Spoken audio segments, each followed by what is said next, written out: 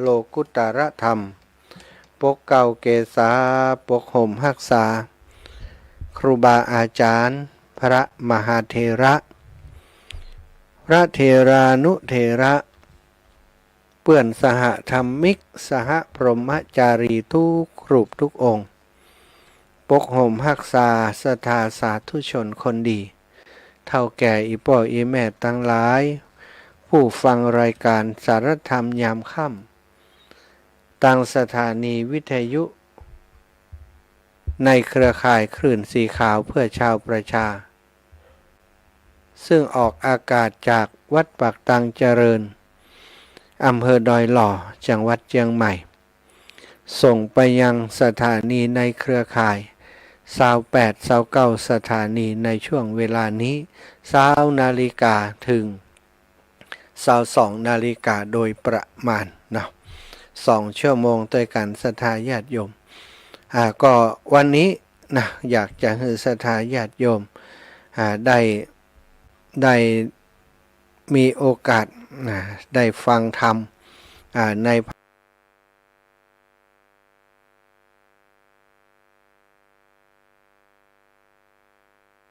ภาคภาษาพื้นเมืองแล้วก็เป็นในทำนองของกาบธรรมเนาะเป็นกาบธรรมเป็นข้าวธรรมเป็นผู้ความสามารถในด้านนี้นะเปิ่นประพันธ์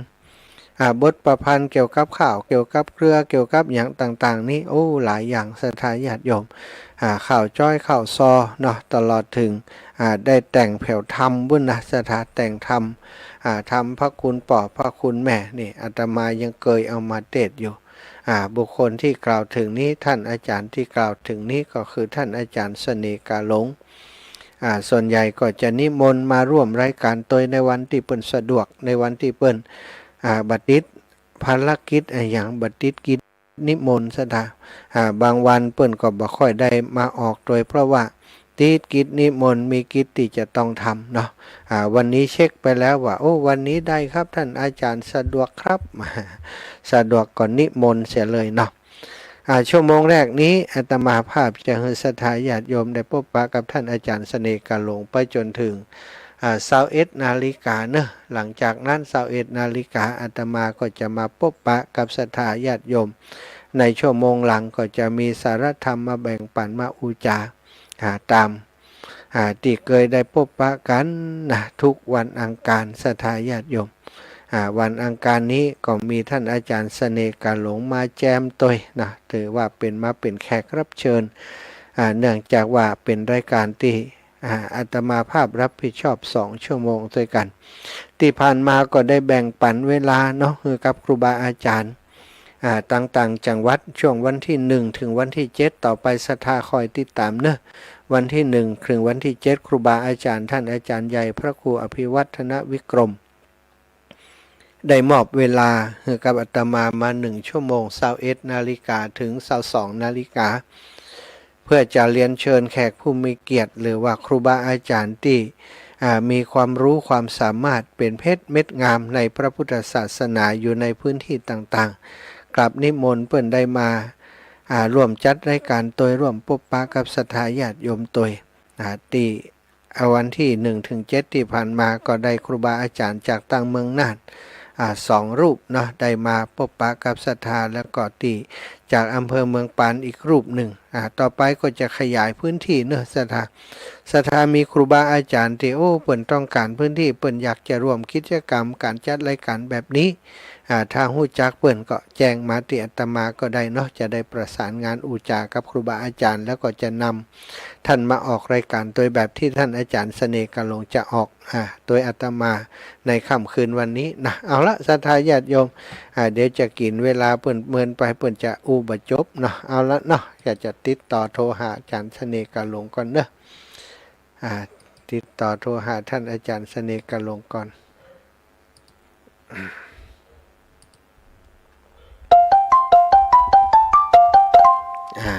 ว่ายังไง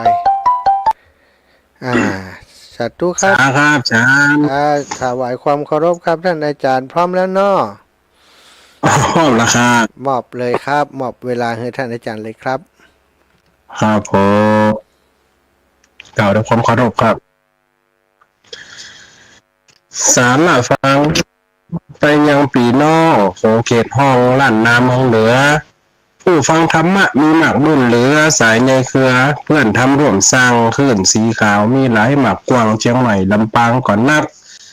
ตะปูนเชียงไฮ้มีไปพร้อมฮักพะเยาเป็นนั่นก็มีแม่ห้องสอนนั่นฟังกันมาหลายปีพระสงฆ์องค์ดีเทศสอนจ้องเมืองต่างมีหลายที่ตามลำท่องทั่วบ้านทั่วจองแห่งนี้คนบุญใจบุญบ่ลบหลีกลี่ธรรมะถึงบ้านเปิดฟังสอนใจสอนจิตเอาไว้ปลูกฝังเหมือนเติมพลังแห่งบุญดังอันแห่งบุญดังอันเจริญสุขเจริญสีเจริญมีเจริญไว้เจริญจิตเจริญใจเป็นอย่างศรัทธาสาธุชนคนฟังรายการสถานีวิทยุในขณะนี้คลื่นสีขาวเพื่อชาวประชาออกหน้าวัดปากตังเจริญได้การความอนุเคราะห์ในชั่วโมงของสารธรรมกำเมืองของพระอาจารย์มหาชมชาติเนออันนี้เสียงพระอาจารย์มหานัสเนการหลงเนาะใครเป็นมหากระปุ่นนี้แหละบ่ได้ไปสอบชักกรรมมหาเริ่มได้เป็นอาจารย์สนีการหลงน้ำประกาศเนอะอีปออีแม่เนอะวันนั้นวันพุธเราได้ออกรายการวันนั้นโอ้โทรมาสายก็จะไม่เนาะโทรมากันแต่หลักลองเช็คเรตติ้งว่าไฟฟังตั้งได้ของอีหลูวันนั้นนะเป็นวันพุธปกติออกวันอังคารของฟองก่อฟังละใครหัวนะฟังอันเจือข่าวหัวดำออกหัวงอกเลี่ยงโอ้พระอาจารย์อู้เหลี่ยมเก่าบัลลังก์ม่อนดิแต่อีหลูอู้เหลี่ยงคนเท่าได้ไปวัดเมาเลี่ยงหลานฟองกับใครหัวฟองกับให้หลายตีหลายตั้งอีบ่อยแม่เวลาที่อยู่ด้วยกันคณะนี้และช่วงนี่เนาะไปถึง3 ทุ่มโดยประมาณวันนี้จะเอาเรื่องอย่างมาอ่านเอาเรื่องอย่างมาเล่ามีเปนเลยอีบ่อยแม่วันนั้นเอาเรื่องตลกนี่นะตลกปนเศร้าวันนี้ยังอยู่ในช่วงของวันแม่เหมือนกัน แต่ว่าจัดวันซื้อจัดรายการของลำปางเขานี่กับขณะเกี่ยวกับพระคุณแม่ล้วนๆเนาะวันนี้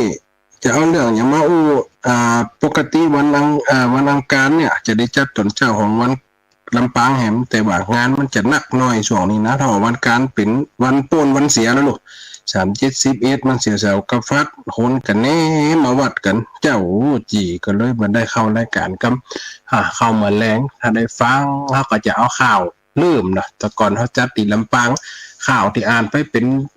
หลายร้อยเรื่องหลายร้อยเรื่องอ่านผ่านไปเขาก็จะมาอ่านตะคืนสีขาวพอตั้งอีป่ออีแม่คนเฒ่าคนแก่ที่เปิ่นอยู่ต่างจังหวัดเปิ่นคงมาได้ยินหลายๆเรื่องหลายๆเล่าเขาก็เอามาอ่านลืมทางลำปางกันได้ยินแล้วพ่อหลายๆอย่างวันนี้จะนำเสนอเรื่องอันยังเรื่องคติเตือนใจป่อยแม่ที่แรกว่าจะเอากำผ้านกปอเฮยมันอ่านเขากับบรรยากาศอีกเนาะวันนี้ช่วงวันแม่ก็เลยมายิบพอว่าเรื่องอันนี้เปิ่นกับมีคนขอมาเหมือนกันอันเรื่องผมไม่ใจหมาพระอาจารย์นี่นะครั้งแรกที่พระอาจารย์จัดรายการลำปางเคยได้มาออกคนเท่ากันยังว่าม่วนอยู่ยังว่าได้มาอ่านแหมก้าอีหลอกเคยได้ยินแต่นี่นะเรื่องผมไม่ใจหมานี่ก็เกี่ยวกับเรื่องการอยู่กันแบบครอบครัวอีปล่อยอีกแบบอันนี้กับพิษศีลกาเมสุมิฉาหรือว่าความลุ่มหลงความรักเนี่ยคือคนเฮาเนี่ยจิตเป็นบาได้หลงในความฮักหลงในรูปลักษณ์หลงในความงามหลงในความหล่อหลงแล้วสามารถจะทำสิ่งที่เลวร้ายในที่สุดในชีวิตได้ฆ่าเผียวลูกฝังลูกตึงดิบนี่ลูกอันนี้เป็นเรื่องข่าวเรื่องผมไม่ใจมาอาตมาภาพได้ประพันธ์ไว้กะนี่เป็นข่าวเล่มที่2กะนี่นะแต่จะเป็นเรื่องที่สาวป่ายละนี่นะก็ได้เอามาเขียนไว้เป็นตำนานแต่เปิ่นมีตั้งอีสานเปิ่นนะมีเกิดที่อีสานเปิ่นเรื่องปอไม้เปิ่นจื่อเปิ่นปอไม้ใจซ้ำหรือปอไม้ใจหมาอีพ่ออีแม่จะได้ฟังต่อจากนี้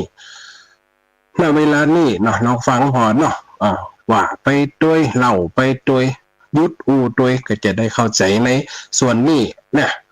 มันเป็นปอไม้ใจหมาจะได้อีพ่ออีแม่ลองฟังฝันเนอะ เพื่อเป็นการเสียเวลาตัณหากามุปาโนหมดมุดบ่มีที่สุดมนุษย์ตั้งหลายจากเล่าบรรยายให้จ้าเรื่องเศร้าฟังเปิ้นเล่ามาคนแก่คนเฒ่ากันเมินนานแต่นานเป็นเรื่องสอนใจได้ฟังที่สั้นปูนสั่งวิทันแต่นามีเหือนหนึ่งนานอยู่ร่วมเจหาหัวเมียนิกากับโลกสองเจ้ามีเหือนอยู่หลังหนึ่งมีป่อมีแม่และมีลูกอยู่2 คนน้อยอยู่นี่มีลูก2 เจ้าคนหนึ่งเป็นหญิง7 ขวบปีเข้าคน2เป็นใจอ่อนน้อยได้3 ปีไปหมอกำลังหายอยู่กันห่วมได้เหมือนมากำเวนไหลวกแม่เจ้านี่นะเมียมาตายลาละหัวเป็นไม้ลูกกันลูกยิงกันลังใด7 ขวบลูกชายได้3 ขวบหมอกกันลังอู้เป็นไหนหน่อยพ่อแม่นะเมียก็มาเป็นมาสบายตั้งแต่มีลูกคนนี้มาก็เป็นเสียเลือดเสียยางเป็นเลือดน้อยลมจางปอมือขาดได้อยู่ได้ชุมได้แล้วเนอะพอเตอะลูกมี2 คนข้ามมีปัญญาละบุญข้ามันหน่อยมีลูกยิงคนใจคนได้หันลูกบทสักคำลูกตายละผัวลายตายละลูกให้นี่เมียมาตายละผัวเป็นไม้สังเวชเหลือเกินละลูกนำให้อยู่กัน3 คนปลอดภัย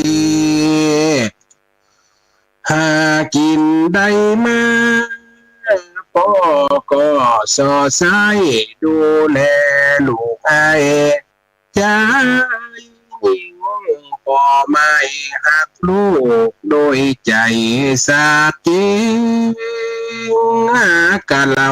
เป่าปิงดูแลลูกเต้าลำบากใจทุกดังไฟนึ่งเขาบ่มีเมียิ่งมันตุกเมียก็มาตายพ่อไม่ส่วนสุขบ่มีกูเฝ้าเตรียมแย่งตุกบ่มีจอนยามเมื่อเหตุเกิดเมื่อมีเมียแปลงเมื่อเจ็บป่วยไข้ตุกหัวใจเลี้ยงลูก2 คนเนี่ยพนตุกทุกอันมีถ้วยมันมีจอนเนี่ยเป็นป่อ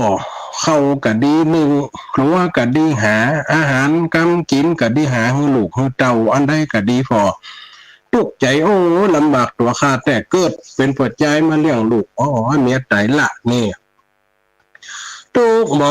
มีจอนยามเมื่อเหตุแก่บ่มีเมียแปลงยามเจ็บป่วยไข้พ่อไม่ใจว่ายังความไข่ได้หูมาห่วงใยชีวิตเสาะหาแม่ยิงมาเป็นกู้ชิดเปิงใจสาวอันทองดำอินโลไปหันใส่สาวชื่อว่านางทองดำเปิงใจแต่ก็ใครได้เปิ่นแล้วก็ตัวก็เป็นป่อไม้เนาะเป็นป่อไม้ถ้าว่าห้างก็ประมาณนี่ไม้เมียตายเปิงใจสาวทองดำ เพิ่งใจสาวอันทองดำใครได้เป็นกูคนหักปาดจำเลยไปฟูกำโอจาลำทองส่วนสาวทองดำบ่ให้เกี่ยวข้องเพราะเป็นป่อไม้ลูกน้อยนางกำโหจะคัดใจจะได้โอ้เป็นป่อไม้ละมาติดเฮาจะฮักหน้าฮักตาก็เป็นการรักษาน้ำใจสาวบ้านเดียวกันคนบ้านเดียวกันเป็นป่อไม้สำลูกน้อยสองคนก่อนจะอู้จะได้ละนางก็หาวิธีละเพราะเป็นป่อไม้ลูกน้อยเลยดอกกำจ้าได้กาปีไทยถ้าหวังไทยได้เตรียมนอนตัวปีไอ้ข้าลูกตึงสองทองดำรับรองบ่มีขาดคองพ่อไม่ใจหวังได้นางร่วมห้องก็มาไต่ตองกึดนักเมียก็ใครมีติดว่าลูกฮักมาวันจ่องข้างสองคนกามารุมร้อนอาทรใจโตใจเริ่มดิ้นรนเมื่อดำกำเช้าเกิดหนกไข่ได้หาวิธีบอกมาไข่ได้แต่เนี่ยจะได้นี่ที่ว่ามีลูกหักโอ้ไอเฮ้ยน้องกับไข่ได้กับตัวคนมีลูกเนี่ยจะได้อ่ะจะให้น้องไปอยู่กินนี่ลูกเนี่ยมีจะไปเลี้ยงลูกเปิดมั่มสมควรเปิงก้าอีหลนน้องกับเป็นสาวไม่ยิ่งกับอู้คัดขืนกันแต่กับรักษาน้ำใจอยู่นี่ปอดใจไขได้เมียนี่มันเกิดความดินรนนี่ใจเริ่มดินรนเมื่อดำกำเศร้าไฟกำตันหาป้าใจตัวเจ้าเกิดความมัวเมาเอาร้อนเลยบอกกำจ้าว่าเจ้าลูกน้องนี่วันผูกไปโดยป่อนาป่อจ่าปาลูป่อกับมันนอนกึดชู้คือกูจะหาวิธีให้เกี่ยวกับจัดลูกเอาเมียอย่างมันนี่โลได้เมียใหม่เขาก็ได้ลูกใหม่ก็ได้นี่กึดไปตั้งนั้นแล้วเนี่ยกามะตันหาบ่มีความหักที่เคยดูแลลูกมีไหนหมดวางแผนว่ามันผูกกูจะจุลูกกูไปแฝะไปป่าไปดอยแล้วกูจะกำจัดฆ่าให้ตายเนี่ยแล้วก็จะสมกำหมายของกูจะมาขอนางทองดำจนได้นี่วันผูกไปด้วยป่อนาป่อจ่าปาลูกไปสอหาปาที่กลางตรงนาสามคนน้องลาพอเขาไปกินปิ้งป่าตั้งนาวันผูกป่อป่าสอดเสาะเจงเจ้าควายมาป่อก็ป่าเลาะไปกลางตรงกว้างลองขาลูกดังไฟเลือป่อไปงมป่ากันตึงเวลายามตอนแล้วเจ้าอันละโอ้ยอยู่ในนอกดินเนอร์ปอดังไฟปอดังไฟแล้วก็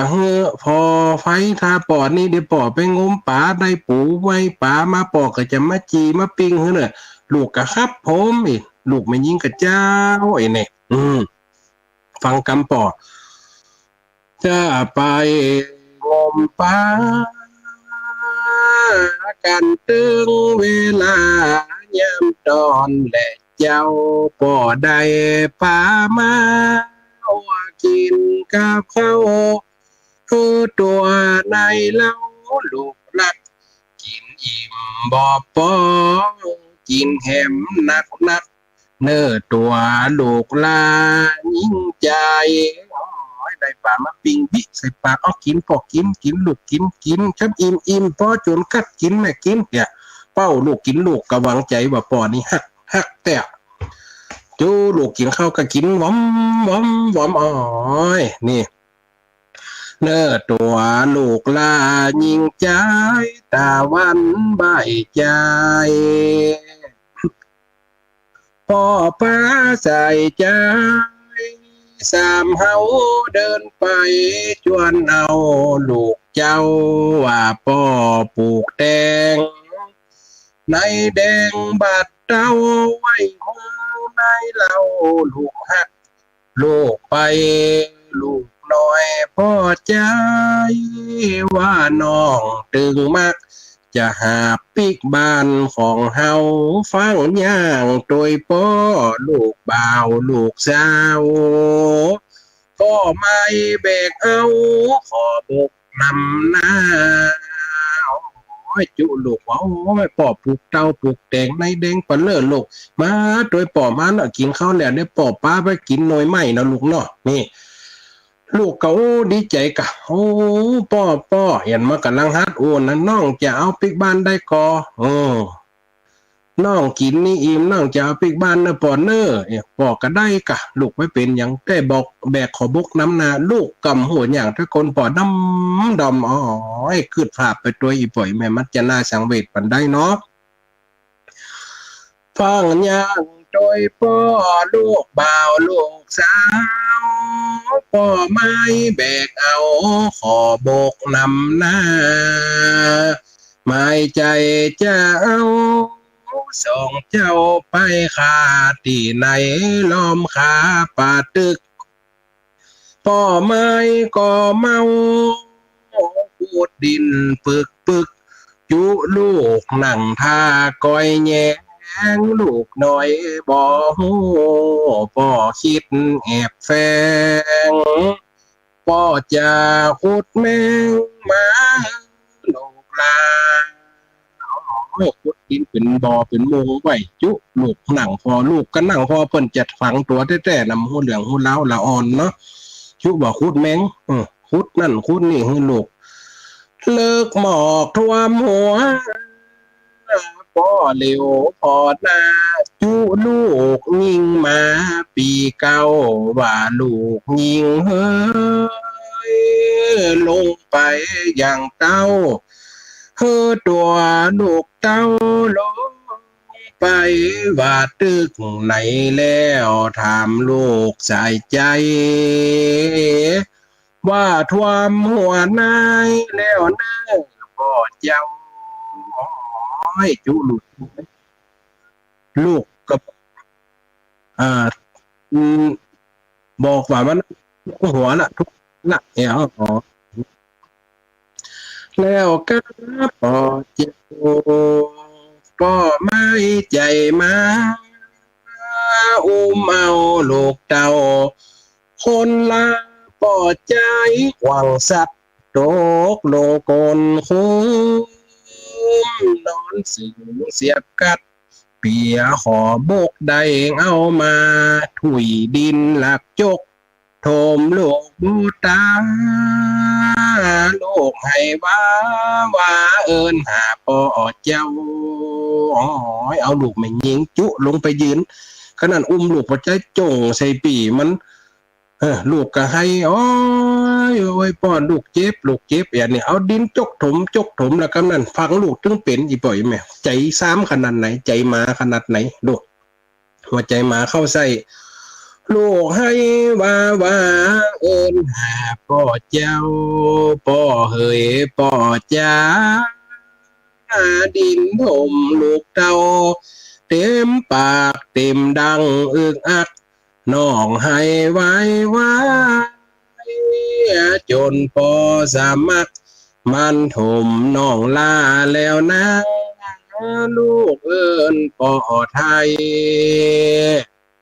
มาช่วยลูกจ้าตีนว่ามือว่าห้องหาพ่อเจ้าพ่อไม่ใจมาเหมือนดังพี่เขาบ่ฟังนุ่งเล่าลูกฮักโจกถมขุดลงหลักจับ เกิดหากาหน้าทองดำลูกยิงปีเก่าทุกเศร้าใจตำให้ห้องจากกรรมหมายช่วยน้องลาปีก็จะช่วยน้องปีก็ออมได้ดินกระถมขึ้นถมขึ้นดินถมแข่งขาปีโอ้ยหอบอาจากแขนยังตัวโนไว้ตื่นแข่งข้างขวายังเหลือปางซ้ายปากห้องลำให้กำบอนไม่อุ้มเอาน้องวอนกำไม่อุ้มเอาน้องตีนตัวก็คำดินแดงดินดำเปียงหลังน้องลามือหนึ่งกำแขนแถมมือหนึ่งจัวปากขุมขอบดินลูบลอยเกิดในใจตนป่อคงบ่ไว้บ่รอดออกได้ไปกาเลยโผกอดน้องร้องให้แสนเวทนาลาบตากอดแสนโศกา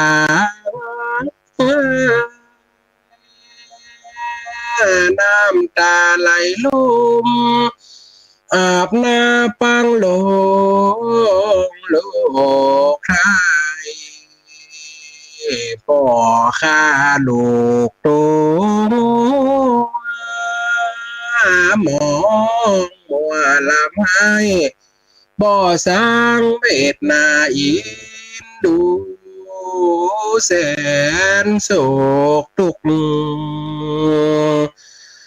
อนมาเหมือนมุ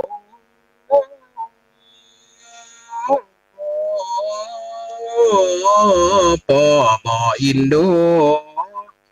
ข้าลูกในสายลูกให้บอนขอชีวิตตำไทยพ่อมา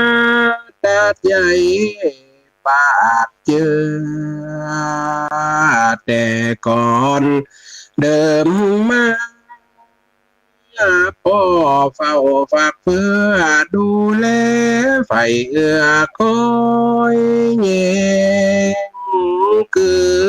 หอดพ่อหักเหมือนแก้วเหมือนแสงคำเจ้าง่ายแหลงดูแลเฝ้าเฝ้าสากผ้าสาคูน้ำปอนเข้า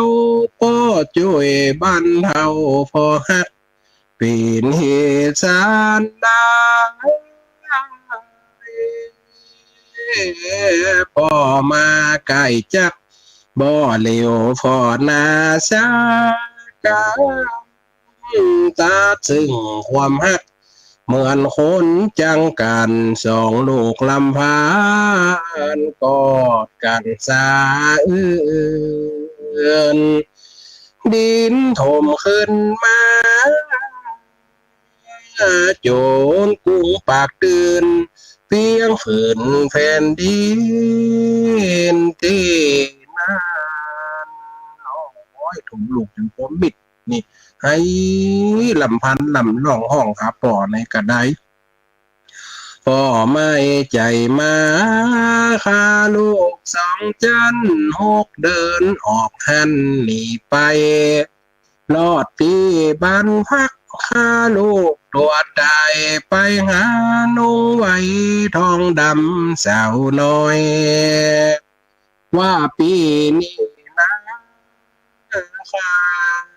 ลู ลูกแล้วจอยน้ำเลี่ยมคมบางหน่อเจือส่วนนางทองดำใจวามสั่นเฮือนี่กาป่อไม้เลือดเย็นข้าลูกออกไม้มือตายตึงเป็นคนใจยักยินกูตึงบอกไกลขนาดลูกตัวยังคาขวางได้ป่อไม้จังไรถอยจ้านอกนี่เป็นไผเปรียบแตงนอกซาไอจะบอกข้าลงขอลูกเกิดในอกคูดห้าปกต่อบ่เอาแต่หนอป่อไม้ใจกาป่อไม้หูคิงยิงว่าใส่น้ำผ่ามาสาตานหกหล่นไปหาสองเจ้าดูกจันตียังลมกว้างตรงนาให้หุยรำร้องปากก็เอินหา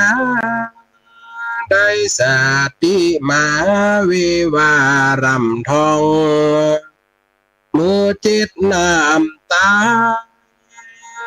ปากว่าจ้องสุดแสนนาทอนสุขดู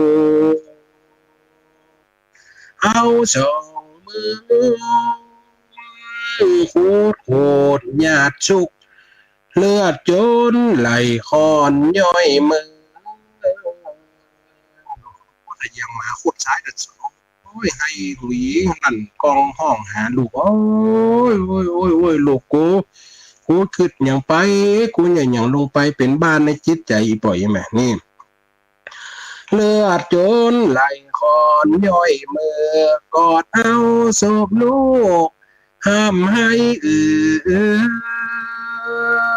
อุ้มเอาสองมือห่วยหารำให้สติสาลงมืดลงต่ำใจกาดอกสวงในแต่ตักเป็นบาเสียใจเพราะว่าความฮักลืมหลงหลังคอนกามาฆ่าโลกตัวแล้วคนฮักให้ตาย้อนว่ากามาตัวเดียวแต่งซ้ำอันนี้แหละนะอย่าได้มองคำวินาศแห่งกรรมผิดรักจะว่าไปหลายกลัวเปิ้นบ่มักจ้างตีเตียนค่ากำโลนนิบดอกอูนมาศูนย์ดอกตังกัวดอกขามบ้านเต็มเก่า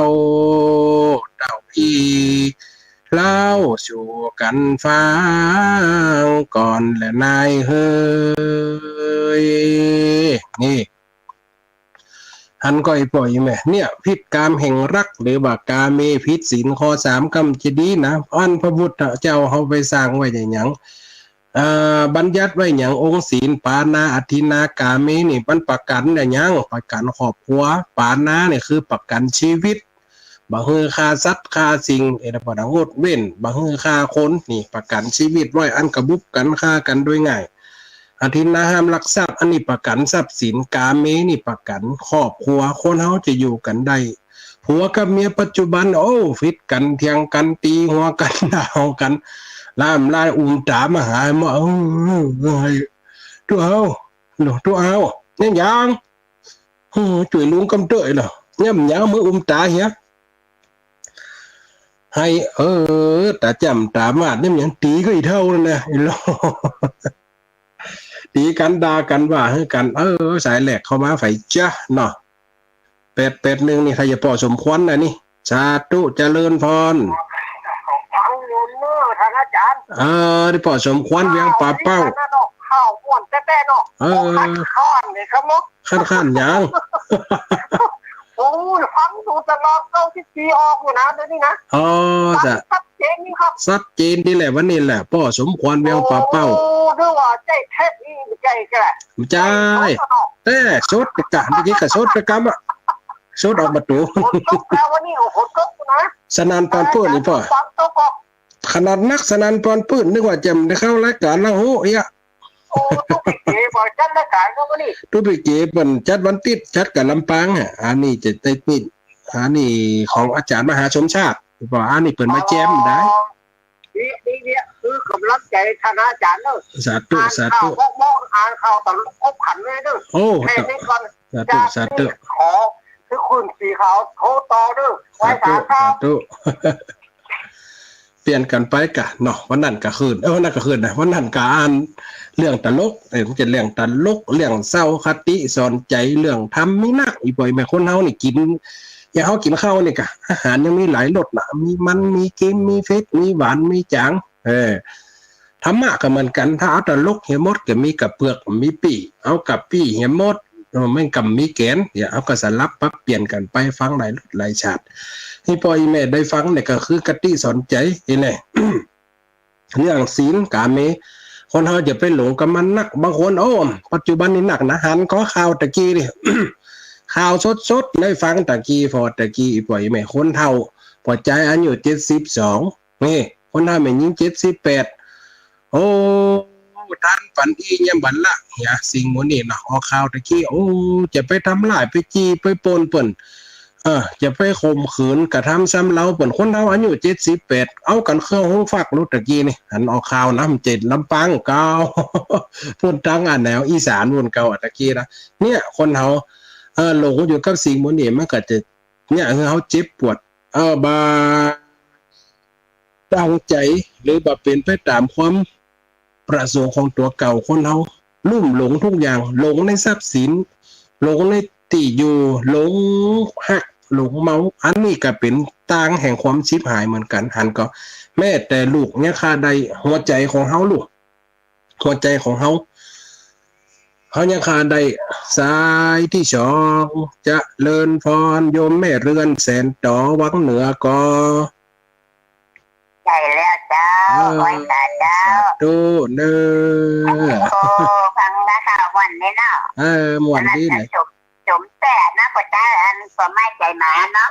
ใจหมาเข้าใจนะอีแม่เนาะ เจ้าจมแต่ก็ไม่ใจหมา นั่น ลูก เนาะ ตัวแต่เอาไปใหญ่เอาผลไปฆ่ากับฆ่าแต่ นั่นเนาะเอา ตั ไป ดไว้โอ้ ไปฝังตึงยืนเนาะ น่าจะมันย่ำใจหันลืมไหม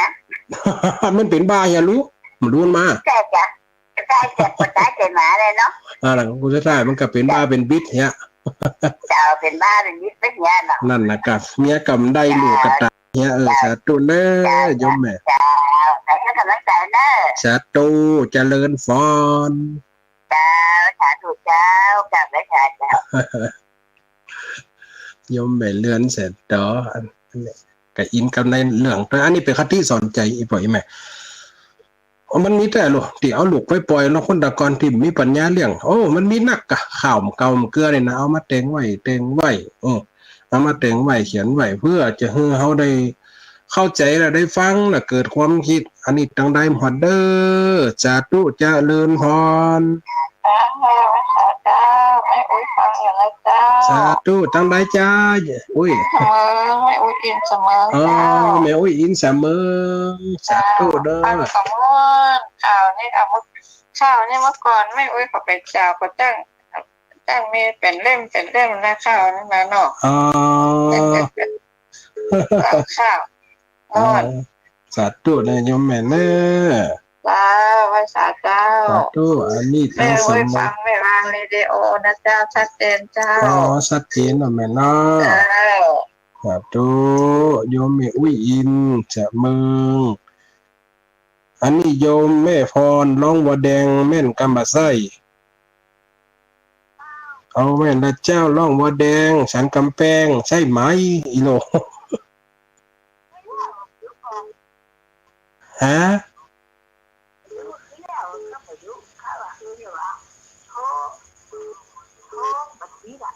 กะทำติดล่ะคำเดียวนี้ติดแล้วโยมแม่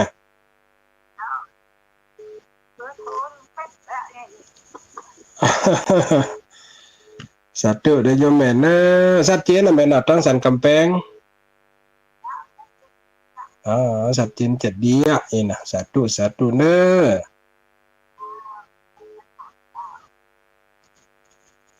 โยมแม่พรอันนี้โยมแม่บัวไข่ต้องหัวจ้าง การพัฒนาเจ้า สาธุโยมแม่ฝนตกก็ตั้งหัวจ้าง เจ้าหุ่นตกอยู่พระจ๋า วิทยุมโชโชชี้ๆเกากาขึ้นชัดเจนนะแม่นะ ก่อยนี่เปิดก่อยนี่ กลัวฟ้าห้องปะสาธุดิใส่กลัวฟ้าห้องแล้วไหมล่ะกลัวก่อยๆเอ้า พระจารย์ก็ไปตื้อพระจารย์ของเก่า ไปไหนน่ะแม่ ไปตื่นอย่างก็ กูบอก ไปตัวอุบลไปถอด อ๋อเอาว่าเนื้อนั่นนะเดี๋ยวถ้าเป็นจวนมันกลับไปถ้าเปิดได้จวนกลับไป นั่นแหละ อ๋อสาธุนะโยมแม่นะ ไปนะ อ๋อสาธุ เปลี่ยนเป็นแบบย้อมนี่ เห็นมั้ยสาธุนะโยมแม่นะ ไปแล้วก็เอาเขาไปเปลี่ยนตัว สาธุแม่นะคนน้อยเนาะ เจ้า เด้อ ตัดตู้ สาธุ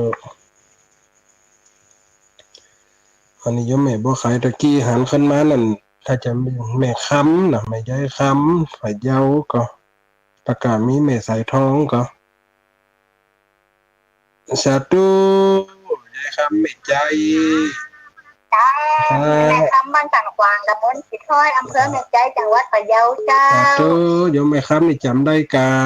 โทรหา3-4เดือนละ ชัดเจนกว่าแม่วันนี้ เจ้าสักเซนดีบนโต๊ะนัก โอ้ยกำนันรังสัตว์ชัวซี่อย่างกะ ได้ยินอยู่ได้ยินแต่เทีย อ๋อแซมงอมในฝนตกฟังข่าวอัน ตัวมาให้ตัวน้องน้อยด้วยลูก อ๋อให้ด้วยน้องน้อย เจ้าเอาเป็นผังดิบผังแดงเงาไม่เงาเนาะ อ๋อเนี่ยเปิ่นว่าคนเฮาเนี่ย ความรักทำให้คนตาบอดนี่แม่ฆ่าได้กระทั่งลูกหั่นนะเพิ่นเขียฆ่ากะฆ่าเพิ่นอู้เล่น ให้ด้วยแม่ดูน้องน้อย คติเตือนใจนะอีแม่นะ กำลังใจพระอาจารย์เรื่องแม่พันธุ์ว่าเจ้าแม่ล้อหาถึงวันละอัง สา คาร ธุแม่ เจ้ากลับไปหาพระอาจารย์เจ้า สาธุ เจ้า แม่สายทองบ้านห้องละปูนสาธุจุ เจ้าอาจารย์ ชัดเจนแล้วแม่ล่ะ ก็เกียนอยู่ว่าเพิ่งสงสัยก็ที่8.75 อ๋อ เจ้า ห้วยตองสัก98.75โอ้ดีใจเนอะยมปอโยมแม่ฟังกันหลาย เจ้าติดตามตลอด สาธุ แม่คือชอบโดยข้าวเนี่ย อ๋อให้ฟังแล้วมันได้อรรถรสนะแม่เนาะ เจ้า สาธุเด้อ เข้าใจดีนะเจ้า สาธุ กำลังใจนะคะอาจารย์สาธุเจ้าสวัสดีเจ้า สาธุอันนี้ปนนันเศษเมืองนานเพียงชา ไป ก็ จ้าครับอาจารย์ที่ผมนำประเทศวันได้รอดจังหวัดนะครับ จำได้กาปนนันเศษ ช่วงผมนำประเทศที่ตามมาฟังอยู่พระอาจารย์ตลอดครับก็เทศสมวันนี้มันก็เข้าใจง่ายที่เขา ชัดเจนน่ะวันนี้ชัดเจนกว่าป่ะ ชัดเจนดีครับเนาะผู้จบก็พระอาจารย์ กับกำลังย่างนี่นะป่ะกะสีฮอดมันนี่มันได้ยาลงให้มันนี่นะ ที่เจ๊เนี่ยครับ มันอันไหลไปไหลมาจังน่ะบ่มันถึงแวดเต็มหมดเนี่ย ครับต่อเทศ สาธุ ชัดเจนดีเลยครับสถานีที่เขาวิดีโอนะครับอาจารย์ อ๋อสาธุเนอะยมปอนเนอะยมปอนนั้น กำลังใจพระอาจารย์นะครับขอพระอาจารย์อยู่เย็นเก็บช่วยยกโปรผู้ส่งใจแก้วต่อไปครับเนอขอพระอาจารย์เสริมความดีนะครับ สาธุ สาธุครับ โยมแม่อันภาษาไซแม่นก็ นั่นนะเจ้า สาธุวันนี้ได้ฟังหน่อยไหมแต่ว่าวันซื้นแต่ว่าใช่ไม่ได้ฟังแต่วันพุธเนาะพุธสาธุนะสัตว์เจนแล้วแม่วันนี้ฝนตกกับเชียงใหม่ไหมสันทราย คนโต๊ะมันสายการไม่ย่อยกว่าโต๊ะเจ้าเป็นทัพพีสอนใจได้ดีเนาะ หน้ากากโยมแม่ข้าลูกถึงเป็นเนาะ แม่อย่างนั้นพอ อดอ่อนตายตั้งแต่อายุ40เจ้าเดียวแม่พอเสียชีวิตแม่ยังมาเอาหายละโอ้ไหนแม่เป็นกำลังใจให้ลูกให้เต้าน่ะดีที่สุดเจ้าเป็นกำลังใจให้ท่านกันแน่กันลูกเลยแน่สาธุโยมแม่เน้อเจ้าเจ้าเจ้าสาธุสาธุโยมแม่กาบแก้วบ้านโกยเจ้าอะไรเจ้าท่านอาจารย์มันปลูกมันปลูกเจอท่านอาจารย์พระนักเทศเสียงทองมาจากมันเป็นไฟนะจ๊ะมันผูกจะไปเตะบ้านโกยพายอิโลบ้านก็เกี่ยวกับเจอหัวไฟจ้ะโกยหัวฝายงานโชว์ไปหมดได้แม่เพิ่นก็ติดต่อมานั่นศพไอ้ก็อุ้ยมอกเจ้าสวยใหญ่ของมันโกยจ้ะอ๋อแต่ไปติด2ธรรมาสมันพวกนั้นตุปิเกกับไป2ธรรมาสเลยจ้ะ2ธรรมาสอยู่แม่มาเดียวเจ้าเดียวกันนั่นก็ยมแม่ก็เขาไปสักดูเนาะผูกเป็นฟังพระมาเสียงทองมาเจ้าสาธุสาธุของจริงแต่ใครได้ออกไปเงี้ยเนาะสาธุน่ากันน่าได้เอาตัววัดคนนั้นสาธุแม่สาธุเจ้าสาธุโยมแม่เอ้ยวังมนสาเจ้าอันอาจารย์เจ้าสาธุฝนตกก็แม่บ้างเหนือตกอยู่เจ้าตกนะกี่กระต้นแล้วแต่เดียวนี่รถยังอ่ะเดี๋ยวนี้ย่างเจ้าอ๋อนี่ก็ย่างไปตะกี้กันหลายหามก็ว่านี่ถ้าเราเอาหญ้าต้นสวนนี่เต่าหวันนี่เนาะนั่นน่ะฝ่องก็ฟังตัวฝ่องก็ให้ตัวเนาะถ้าเห็นลูกเจ้าอ่ะเนี่ยคนเฮาก็เรียนนั่นก็หวังแล้วนะเจ้าท่านอาจารย์อยากกันนกบ่เฮ้ยกันนกบ่เฮ้ยเด้อนะเดี๋ยวเฮาก็ว่ากันอังการหน้าไอ้เราทัดกันไปอันเลี้ยงอันเลี้ยงก็ใกล้กูเนี่ยเนาะสลับกันไปเป็นเรื่องแต่วันนั้นกับคนเฮาโทรมาอันหัวดำออกหัวงอกเลี้ยงนะโตคนเราชอบกันจ้ะอันนั้นก็หวังกันเนาะใครหัวบ้างใครหัวทุบไปมาให้กำลังใจท่านอาจารย์นะเจ้าสาธุโยมเจ้าไว้สาเจ้าสาธุหลายคนหลายท่านโยมพ่อโยมแม่คนเฒ่าคนแก่ที่เปิ่นเข้ามากติดตามน่ะธรรมะมันก็มีหลายรูปหลายชาตินะฟังกันในเรื่องธรรมเอามาเป็นข่าวพ้องนี่เอามาเฮาว่ามันได้2ระบบ3ระบบอีปล่อยแม่เฮาได้ฟังระบำทำนองด้วยแล้วก็ได้ฟังการสอนจิตสอนใจถ้าเฮาฟังแล้วเอาไปวิเคราะห์ด้วยแต่สิ่งที่ลึกซึ้งที่สุดคือหยังหลักศีลหลักธรรมขององค์สัมมาสัมพุทธเจ้าที่ได้สอนได้ชี้แนะไว้น่ะมันตรงกับข้อไหนน้องอีปล่อยแม่ลองเปรียบเทียบบ่สิ่งเหมือนการเป็นอยู่การครองชีพการครองเรือนนี่ดีที่สุดบางคนผัวเมียอยู่ด้วยกันมาบางคนกัดห้างกัดไม้มันกลับไปแหมอย่างอันนั้นก็เพราะว่าจะตานาบุญมาห่วมกันตอนนั้นบางคนตายหลักกันไปเนี่ยบางคนที่มันก็มีบางคนกับที่มันเป็นเรื่องปอแต่แม่น่ะมันก็ที่เปิ้นอยู่กันได้เปิ้นฮักก็มีไปแหมอย่างนึงคนเฮาแต่คนเฮามันจะปรับเข้าหากันเนี่ยมันจะยากที่สุดในเรื่องหัวใจหรือความรู้สึกแต่คนเฮาเนี่ยอยู่สังคมมนุษย์เฮาเป็นมนุษย์สังคมมนุษย์เขาต้องอยู่เป็นกลุ่มเป็นก้อนต้องเปิ่งปะอาศัยกันสิ่งเหล่านี้เปิ่งปะอาศัยกันอยู่กันได้นี่อยู่กันได้เท่าจะละให้อยู่คนเดียวละพ่อละแม่ละลูกละเต้ามันก็ละได้กันละแต่ในความในจิตสำนึกมันบ่มีนี่จิตสำนึกมันบ่มีคนเฮาก็จะอยู่ยากสังคมยากนี่บ่อีแม่นี่นะนี่คือการอยู่ร่วมกันสังคมคนเฮาที่เพิ่นฟังนี่นักนะฟังแต่ไปปะใส่พระอาจารย์ต่างวัดตามว่าหรือไปตีไหนลองเตือนมาบ่ล่ะเสียงปากยังกำแม่นกำแหล่แล้วเพิ่นร้องตักว่าจันสนิกันลุงจะสนิกันลงอีหยังเพิ่นลักห้องตั้งหลังเขาก็เลี้ยวแม่นแต่เฮ้ยอีโลเพิ่นกว่าแม่นแต่เฮ้ยบางคนเพิ่นกว่ามันใจนะแต่อันนี้เข้ามาแหมสายนึงสาธุโยมแม่สมบูรณ์คนโตข่าวแก่ด้วยป่ะข่าวอย่างจ้าบ่าสักหน่อยละคืนผ้าหนาวใจสาวจะท่านออกนอกบ้านผ่านม่านน้ำตาเฮ้ยเห็นยศ นำข้างจากกลางเวหาตีนเนาะน้อยตีนใจขาเหมือนผ้าลำไห้ อ๋อ นี่ขาเล่นได้นะยาวกะ ฝนตก สัตว์รักอยู่ในขำแว่นอยู่นั้นเนี่ย อ๋อฝนตกไงแม่ ฮะ ฝนตกก็มันไหล ตกตกน้อย ฝนตกกันทึดๆแต่ตกน้อยเด้อหรอ น้อยหนึ่งชั่วสักเกินชั่วโมง อ๋อ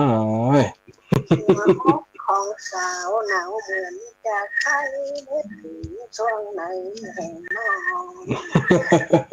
เนี่ยมันดึงมีมันอ่ะแม่เพิ่มยังปลาไหมน่ะบ่น่ะบอนห้อยไหนมันคันดึกจางหมดอ่ะรุ่นนี้นะมันดึกจางหมดแล้วก็มันออกหน้ากันได้โอ้ถ้ามีกลุ่มมีสังคมนี่ม่วนก็จัดกิจกรรมเอาคนเฒ่ามานั่นมานี่นะ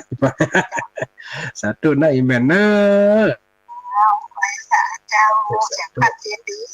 โอ้สาธุพระอาจารย์เปิดปั๊บแล้วโลกเดียวนะ จาก สาธุอันนี้ยมไม่สมบูรณ์เนี่ยปนาการมันเนี่ยการปลดปล่อยอีปล่อยไหมการปลดปล่อยชีวิตเขาอย่าไปอมทุกข์อย่าไปอมโศกนะว่าไงอ๋อคนเฒ่าแบบนี้มาจ่อยๆเช้าๆไม่เปิ้งอย่างนี้โอ้ก็กูมีความสุขอีกก็บอกให้ลูกให้หลานเนี่ยไปเตอะอยู่ไปเตอะปฏิบัติไปเตอะอีปล่อยไหมสังคมเดียวกันก็เขาถ้าว่าคนเฒ่าที่เป็นจ้าง Facebook จ้าง LINE จ้าง TikTok คนเฒ่ามันนั่งแต่งตัวฟ้อนเป็นชุดบางคนเต้นเนี่ยมาใจน่าเกลียดอีบ่อยแม่บางอย่างมาเนี่ยก็คือว่าการเสริมสร้างพลังจิตคนเฮาเนี่ยบัดเดียวนี่สังคมมันบ่มีการเกิดคนเฮาน่ะการเกิดน้อยล่ะคนเฒ่าเปิดเข้าสู่สังคมผู้สูงอายุลูกประเทศไทยเฮานะถ้าเฮาปฏิบัติถ้าเฮาบ่เนี่ยจะอีกมันก็บ่มีหยังจะมารอเลี้ยงจิตใจมันก็เฮาใส่ปุ๋ยให้มันเนี่ยต้นไม้เฒ่าไปแก่ไปเฮาเอาปุ๋ยเข้าใส่น้ำเข้าฮดมันก็ฟิดอกออกใบออกผลมันจะไปรอแห้งตายหักกิ่งหล่นใบแบบโอ้มันก็สุดโทรมไปเฮาต้องเพิ่มพูนจิตใจเอาเพลงมันร้องฟังจ้อยๆซ้อๆของครับขานในจิตใจอีปล่อยแม่นเนาะโอ้เวลาก็ไหลก้นไหลเวลามาได้จะได้คืนทั้งพระอาจารย์อีปล่อยแม่นนะสรุปได้ว่าการอยู่คนเฮามีองค์ศีลเป็นสิ่งที่ปกติที่สุดคนเฮามีองค์ศีลเป็นการที่รักษาดีที่สุดเนี่ยจะไปหลงทุกอย่างหลงมัวเมาสังคมปัจจุบันอยู่ครอบครัวแตกมันแตกสลายขาดกันนักเพราะว่าขาดองค์ศีลเพราะเนี่ยถ้าว่าเป็นไปตายไปเฮาก็ว่าไปอย่างเนาะอย่างคนเดียวนี่ละลูกละหลานอย่างเฮาตีได้ว่าไปนั่นน่ะหัวดำออกหัวงอกเลี้ยงมันก็ลำบากหน่อยบ่อยแม่เนาะเลิกนะไม่หม่อยแล้วลูกเลิกมาเต็มที่จะได้คืนเวลาให้ตั้งพระอาจารย์เพราะว่าอาจารย์เป็นควบ2 ชั่วโมงเมื่อเข้ามาเป็นการสกิดหรือว่าเป็นการจุดประกายให้ไอ้ปอยแม่ได้ฟังหลายรูปหลายชาติเข้ามาจะได้ม่วนอกม่วนใจป้ายเนาะช่วยละเลิกมาแบบหม่อยน่ะเลิกมาจอดฟ้าเวลาจอดฝนเลิกมาจอดฝนก็ทนบ่ได้ขอเลิกลากาบ้านเหนือบ้านใต้ใครลับนอนมาแดดมีขอลาเจ้าใส่กูคิดขอปีกบอกบ้านไปนอนเด็กมาหมอยฝนย้อยดินก้อนเด็กมาจอนหมื่นตาบ่คืนเพิ่นขอลาดูเจ้าแผ่น้ำเตือนจะขอลาคืนสู่เย้าวันนาวันตาก้อยมาเจ้ามาอูกับเจ้า ใจเป่งวันนี้บอดจ้าการนามาแทมเปิดแห้งแห้งหับฟังตังบ้านฟังข่าวตังบ้านก่อนละนายเฮ้ยรับดีฝันดีสุขภาพแข็งแรงอายุมันยืนยาวกูคู่กูคนเนอคนฟังรายการสุขเสถียรเตียงเต่าตีขาอยู่เป็นห่มผู้ห่มใส่กับลูกกับหลานหน่อยเช้ากูเข้าภาษากูคู่กูคนเนอคืนเวลาหืดตังพระอาจารย์มหาสมชาติเนอเจริญพร ครับขอบคุณครับอาจารย์ครับถวายความเคารพนะครับเนอ ครับ ครับผมอ้าวศรัทธาญาติโยมฟังเพลงธรรมะสักเพลงหนึ่งเนอะ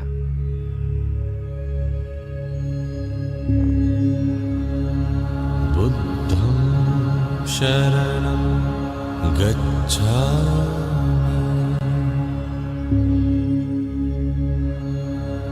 धम्मं शरणं गच्छामि